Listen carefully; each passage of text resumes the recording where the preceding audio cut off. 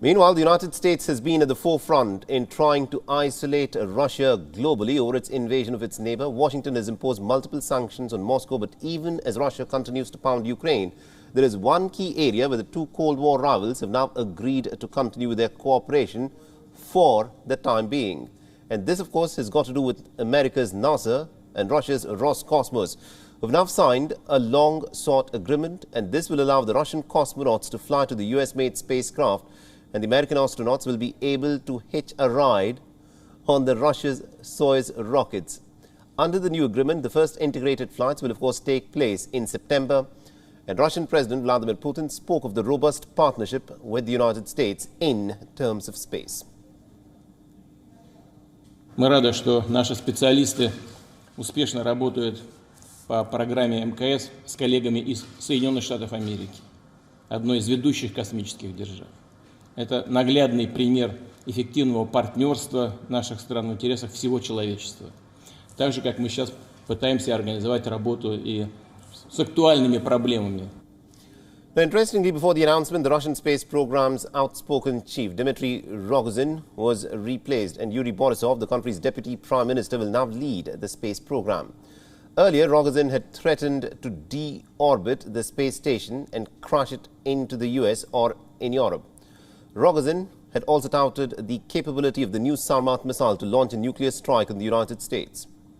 The Kremlin did not comment on the reasons for the change. Flying 390 kilometers above the Earth's surface and also at a speed of 29,000 kilometers per hour, the International Space Station is a multi-nation construction project. It is the single largest structure that humans have ever put into space that has been continually inhabited in the last few years. Its main construction was completed back in the year 1998, and then in 2011, the ISS, interestingly, is not owned by a single nation. It is a cooperative program between Europe, United States, Russia, Canada and Japan. The state-of-the-art science laboratory is dedicated to helping humans learn how people would be affected if they were to live in space. The experiments on board the Space Lab are aimed at understanding as to how the space environment affects humans and other life forms. Now, as of April 2021, 244 individuals from 19 different nations have visited the International Space Station.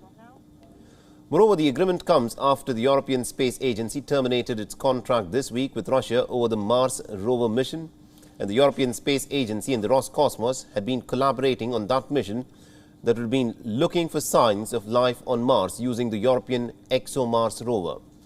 The mission was originally scheduled to launch in July 2020, but the pandemic pushed back the launch window to the year 2022.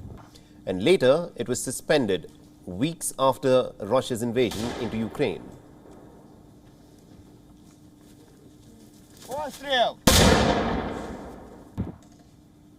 WION is now available in your country. Download the app now and get all the news on the move.